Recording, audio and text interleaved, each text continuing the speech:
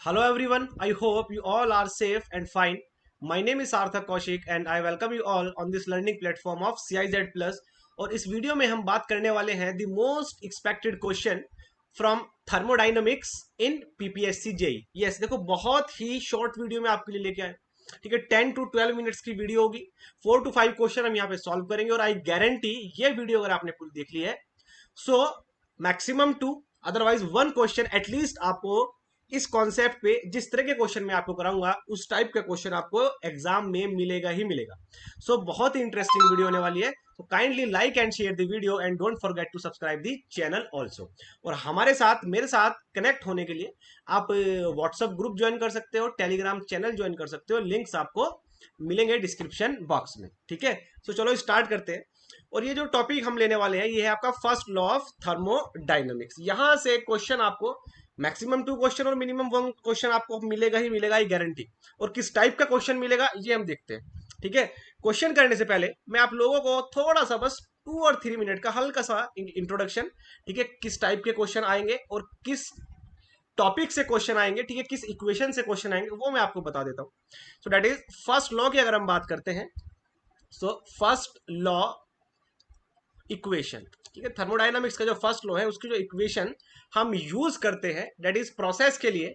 Equation क्या होती है हमारी for process? That is del Q equals to D U plus del W. ठीक है, ये इक्वेशन कहां से आती है, ठीक है, कैसे ये इक्वेशन डिराइव होकर आती है, वो सब हम डिटेल में डिस्कस करते हैं क्लासरूम में। ठीक है, अब यहाँ पे डी क्यू आया, यहाँ पे डेल्टा क्यू आया है, सब कुछ हम डिटेल में क्लास में डिस्कस करते हैं। ठीक, और देखो ये जो इक्वेशन है this is valid valid for any process, valid for any process, किसी भी प्रोसेस के लिए वैलिड है। इट इज फॉर रिवर्सेबल और irreversible and for closed system, closed system. तो ये इक्वेशन है फर्स्ट लॉ ऑफ थर्मोडायनेमिक्स की फॉर एनी प्रोसेस, किसी भी प्रोसेस के लिए। ठीक है, और अगर हम इसको और स्पेसिफाई करते हैं that is del Q equals to D U plus PdV, plus PdV that is integration of PdV, then it is valid only for reversible process, reversible process. फिर ये सिर्फ और सिर्फ रिवर्सिबल प्रोसेस के लिए valid, because because del W equals to integration of PdV, this equation is valid only for reversible process. और हमने यहाँ पे डेल डब्ल्यू की वैल्यू पुट की है, सो ये equation, this equation is valid only for reversible process for close system. तो ये तो होगी हमारे पास इक्वेशन किसके लिए, किसी भी प्रोसेस के लिए। ये फर्स्ट लॉ की इक्वेशन है। और अगर हम फर्स्ट लॉ की स्टेटमेंट से जाए तो फर्स्ट लॉ की स्टेटमेंट क्या होती है, ठीक है, एनर्जी कंजर्वेशन का लॉ है, आपको पता है। तो स्टेटमेंट क्या है, स्टेटमेंट ये है for any close system undergone an a cycle, undergone in a cycle, ठीक है, net heat transfer is equals to net work transfer. ठीक है, तो कोई भी थर्मोडायनामिक सिस्टम है आपका, अगर वो एक पूरी साइकिल परफॉर्म करता है, साइकिल किसको बोलते हैं, जब स्टेट पॉइंट, जो स्टार्टिंग स्टेट पॉइंट है और एंड जो लास्ट स्टेट पॉइंट है, अगर वो सेम हो, ठीक है, तो पूरी एक साइकिल कंप्लीट होगी। तो कोई भी अगर आपका क्लोज्ड थर्मोडायनामिक सिस्टम एक साइकिल परफॉर्म करता है तो उस पूरी साइकिल में जितना भी नेट ट्रांसफर हुआ है किसका, वर्क का, that is net transfer, that is summation of work transfer is equals to summation of heat transfer, summation of work transfer is equals to summation of heat transfer. This is the statement, this is the statement, ये है statement, statement of first law, statement of first law। ठीक है, ये किसके लिए है, that is it is for cycle, ये किसके लिए है, पूरी साइकिल के लिए। और ये जो हमने यहाँ पे दो इक्वेशन लिखी है प्रोसेस के लिए, और ये किसके लिए है, पूरी साइकिल के लिए। ठीक है, इसको हम इस तरह भी समझ सकते हैं। देखो फॉर एग्जाम्पल, छोटा सा एग्जाम्पल लेके फटाफट समझेंगे। सपोज ये कोई थर्मोडायनामिक प्रोसेस आपका हुआ है 1 to 2, ठीक है, और ये रिटर्न वापस आ गया है 2 to 1, ये तो एक पूरी साइकिल परफॉर्म होगी आपकी। So that is, so summation of work transfer कितना होगा, दैट इज, अगर ये पाथ ए से गया है 1 to 2 और 2 to 1 आया है वाया पाथ बी, सो कैसे लिखेंगे, that is del W path 1A2, ये जो प्रोसेस हुआ है 1 to 2 via path A, plus del W 2B1, 2 से 1 वापस आया है वाया पाथ बी। तो ये हो गया आपका, दैट इज 2 प्रोसेस है इस साइकिल में, तो दोनों प्रोसेस में जितना भी वर्क ट्रांसफर हुआ है उसका समेशन। और नेट हीट ट्रांसफर कितना होगा, that is del Q 1A2, जो भी इस प्रोसेस में हुआ होगा 1 to 2 जाने में, जो वाया पाथ ए गया है, and net heat transfer it is 2B1, जो भी 2 से 1 आने में, 2 से 1 आने में ये जो भी प्रोसेस हुआ है, ये 2 से 1 जो आपका, ठीक है, ये जो सिस्टम आया है वाया पाथ भी, इस प्रोसेस में जो भी हीट ट्रांसफर हुआ है that is del Q 2B1। तो ये हो गया आपका टोटल वर्क ट्रांसफर, ये हो गया टोटल आपका हीट ट्रांसफर। और फर्स्ट लॉ की स्टेटमेंट क्या बोलती है, इन दोनों को हम इक्वल रखेंगे, that is net work transfer is equals to net heat transfer, ठीक है, फॉर अ कंप्लीट साइकिल, किसी भी साइकिल के लिए एक क्लोज सिस्टम। ठीक है, इस तरह से हम यूज करते हैं फर्स्ट लॉ ऑफ थर्मोडायनामिक्स को। अब इस पे हम कुछ क्वेश्चन देखते हैं। क्वेश्चन देखने से पहले बस एक मैं साइन कन्वेंशन आपको और बता देता हूं। साइन कन्वेंशन कैसे यूज करेंगे, सपोज ये आपका कोई thermodynamic system, it is any thermodynamic system, और अगर इस थर्मोडायनामिक सिस्टम में अगर वर्क आपका इनपुट हुआ है, अगर सिस्टम के बाहर से वर्क सिस्टम के अंदर आया है, मतलब सराउंडिंग से अगर सिस्टम में वर्क आया है, तो ये जो वर्क ट्रांसफर होगा ये हम कैसा कंसीडर करते हैं, नेगेटिव। तो work is done on the system is considered as negative, and work is done by the system, अगर वर्क आपका सिस्टम से बाहर गया है, सिस्टम की बाउंड्री को क्रॉस करके बाहर गया है, तो इस वर्क को हम कंसीडर करते हैं पॉजिटिव। ठीक है, अगर वर्क सिस्टम के अंदर आएगा तो नेगेटिव, सिस्टम के बाहर जाएगा तो पॉजिटिव। लेकिन हीट ट्रांसफर की जब हम बात करते हैं तो उसका साइन कन्वेंशन एकदम वर्क ट्रांसफर के अपोजिट है। तो हम हीट की बात करेंगे, if heat is added to the system, अगर सिस्टम के अंदर हीट ऐड हुई है, मतलब बाहर से अगर हीट ऐड अंदर आई है, तो ये जो हीट ट्रांसफर होगा it is considered as positive heat transfer. And if heat is rejected from the system, अगर हीट सिस्टम से बाहर गई है तो it is considered as negative heat transfer. तो ये साइन कन्वेंशन हम यूज करेंगे। ठीक है, तो इस ये जितना भी हमने यहां पे देखा है, सो आई गारंटी यहां से आपको क्वेश्चन मिलेगा ही मिलेगा। और क्वेश्चन किस टाइप का आएगा अब देख लेते हैं, इसी पे बेस्ड हमारा क्वेश्चन होंगे। चलो फर्स्ट क्वेश्चन देखते हैं। चलो, during a thermodynamic process 84 kilo joule of heat flows into the system. ये कोई सिस्टम है आपका, तो सिस्टम के अंदर हीट आया है कितना आपका 84 किलो जूल। ठीक है, हीट ऐड हुआ है सिस्टम के अंदर तो पॉजिटिव लेंगे। ठीक है, and work done by the system is 32 kilo joule, और सिस्टम ने वर्क किया है तो दैट इज सिस्टम से वर्क बाहर गया है कितना 32 किलो जूल। क्या बताना है, increase in internal energy of the system, system की इंटरनल एनर्जी कितना इंक्रीज हुई बताना है, सिंपल। सो दैट इज आपको पता है equation, del Q equals to D U plus del W. तो ये आपको दिया हुआ है 84 हीट ट्रांसफर की वैल्यू, डी यू प्लस 32, दोनों पॉजिटिव है। ठीक है, हीट ऐड हुआ है तो positive, work is done by the system है तो पॉजिटिव होगा। सो डी यू कितना आएगा आपका यहाँ पे, दैट इज 84 माइनस 32, कितना आएगा ये, दैट इज 52 किलो जूल। कितना आएगा 52 kilo joule, simple 52 kilo joule. तो option A is the correct answer, ये होगा इतनी सिस्टम की इंटरनल एनर्जी इंक्रीज करेगी। ठीक है, बिल्कुल simple question, hardly 10 to 15 minute लगेंगे सॉल्व करने में, और ये क्वेश्चन गारंटी आएगा ही आएगा इस टाइप का एक क्वेश्चन। वैल्यू चेंज हो सकती है, बस वैल्यू चेंज हो सकती है, क्वेश्चन तो यही आएगा।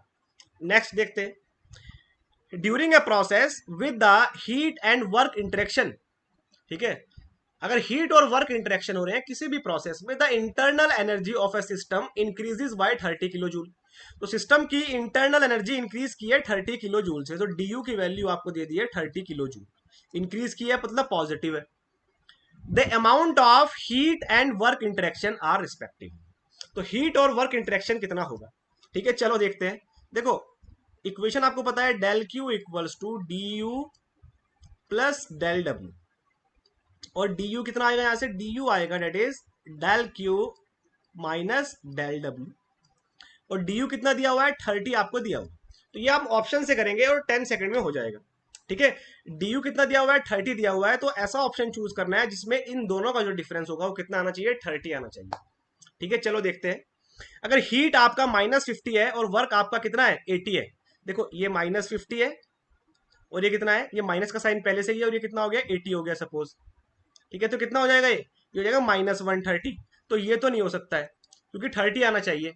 नेक्स्ट देखते हैं -50 -80, इसको देखते हैं। सो -50 माइनस माइनस साइन पहले ही यहाँ पे और -80, ठीक है, तो कितना हो जाएगा, ये हो जाएगा -50 + 80 इक्वल्स टू 30।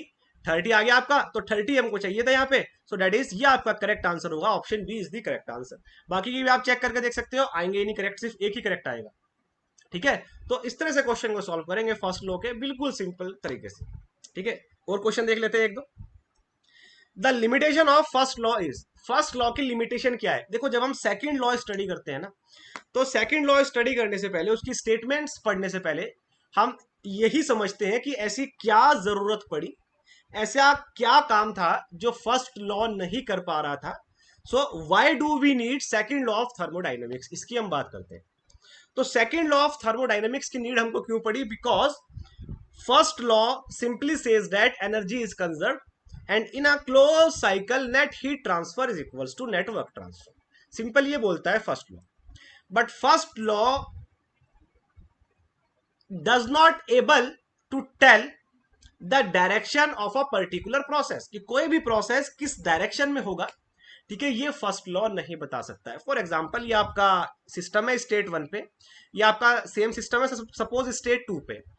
अब फर्स्ट लॉ ये नहीं बता पाएगा आपका, जो अगर आपके पास फर्स्ट लॉ की इंफॉर्मेशन है पूरी, तो उस इंफॉर्मेशन से आप ये नहीं पता लगा पाओगे कि ये जो आपका सिस्टम आया है ये 1 to 2 आया है या स्टेट 2 to 1 आया है, मतलब आप डायरेक्शन का पता नहीं लगा पाओगे। So that's why we need second law of thermodynamics. तो यही लिमिटेशन है फर्स्ट लॉ की। ठीक है, so the limitation of first law is, option A देखते हैं, does not indicate the possibility of a spontaneous process proceeding in a definite direction. Yes, it is the correct answer. यही limitation है first law की, कि वो नहीं बता पाता है कि कोई भी स्पॉन्टेनियस प्रोसेस, स्पॉन्टेनियस मतलब जो नेचुरल प्रोसेस है, जो ठीक है खुद से चलते हैं। फॉर एग्जांपल, अगर आप एक हाई टेम्परेचर बॉडी को एक लो टेम्परेचर बॉडी को आसपास अगर रखते हो, तो heat always flows from higher temperature to lower temperature, it is the spontaneous process. इसमें हम कुछ नहीं कर रहे हैं। ठीक है, fluid always flows, liquid always flows from higher altitude to lower altitude, ये स्पॉन्टेनियस प्रोसेस। ठीक है, लेकिन फर्स्ट लॉ ये हमको डायरेक्शन नहीं बता पाता है किसी भी प्रोसेस की, तो इसलिए हमको सेकंड लॉ की जरूरत पड़ती है। इसलिए ए इसका क्या होगा, करेक्ट आंसर होगा। एक और क्वेश्चन देखते हैं लास्ट, और ये इंपॉर्टेंट है, ये और ज्यादा सबसे ज्यादा इंपॉर्टेंट है। इन एन एडियाबैटिक प्रोसेस, कोई भी एक एडियाबैटिक प्रोसेस है। अब देखो, एडियाबैटिक प्रोसेस अगर दे दिया है स्टार्टिंग में, तो एडियाबैटिक का मतलब क्या है? A process in which there is no heat transfer, तो मतलब हीट ट्रांसफर क्या हो जाएगा इस प्रोसेस में? 0। Adiabatic process 5000 kilo joule, sorry joule, 5000 joule of work is performed on the system.